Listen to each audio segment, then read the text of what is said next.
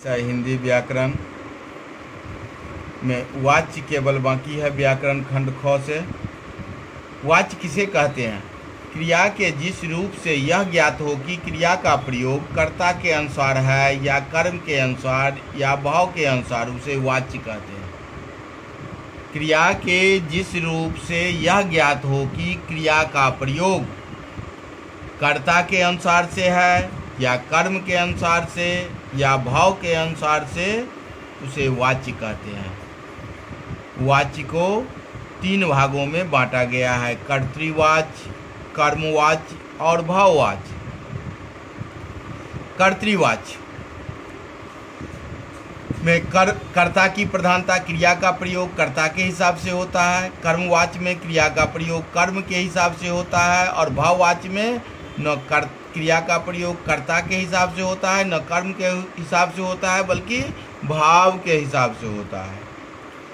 अब प्रश्न उठता है, कर्तृवाच्य किसे कहते हैं? जिन वाक्यों में कर्ता की प्रधानता होती है और क्रिया का विधान कर्ता के लिंग वचन के अनुसार होता है, उसे कर्तृवाच्य कहते हैं।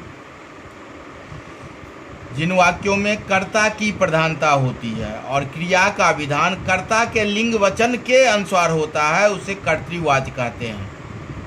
उदाहरण स्वरूप, रोहन पुस्तकें खरीद रहा है। यहाँ पर रोहन कर्ता है, इसीलिए रोहन कर्ता है और एक वचन पुल्लिंग है, इसलिए खरीद रहा है।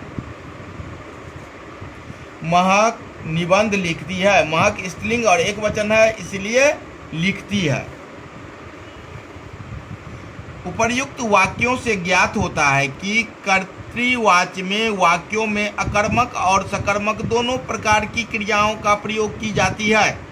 जैसे सूरज चमक रहा है, यहाँ पर यह अकर्मक वाक्य हो गया। रोहन पुस्तकें खरीद रहा है, पुस्तक कर्म है तो सकर्मक वाक्य हुआ। महक निबंध लिखती है, निबंध कर्म है तो सकर्मक वाक्य हुआ।